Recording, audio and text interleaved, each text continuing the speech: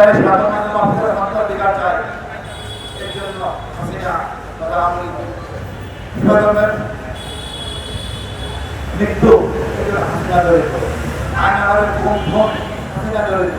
প্রতি সেকেন্ডে একবার করে ফাঁসি দেওয়া হয়, তাও তার জীবন দশায় যদি আমরা প্রতি সেকেন্ডে তার ফাঁসি কার্যকর করতে থাকি, তার এই অপরাধের কারণে যতদূর ফাঁসির রায় আসতে পারে, তার জীবন দশায় তাকে প্রতি সেকেন্ডে ফাঁসি দিলেও আমরা সেই সময় পাবো না।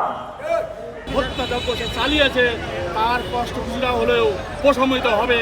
আমি অতি সত্ত্বর সরকারের প্রতি এ ব্যাপারে আহ্বান জানাচ্ছি যে আপনারা এবার আদালতে পুলিশের কাছে না তার দোষীদের বিচার করুন এবং ফাঁসি কার্যকর করুন, ফাঁসির রায় দিন।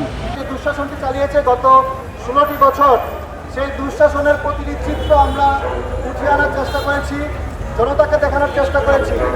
সর্বশেষ আজকে সকাল থেকে আমাদের যে আয়োজন ছিল, আমাদের যারা সাক্ষী, যারা এখানে সাক্ষী দিয়েছেন, আমাদের মেজর বদরুল হুদার ভাই ছিল ডিএ হুদা ভাই, আপনারা জানেন মেজর বদরুল হুদা কার্যকর করেছি। এটা শুধু প্রতিটি ফাঁসি সীমাবদ্ধ থাকলে হবে না, আগামী আরও একটি বছর আমরা জানি বাংলাদেশের যে আইন, এই সিস্টেমটি পরিবর্তন অনেক কঠিন।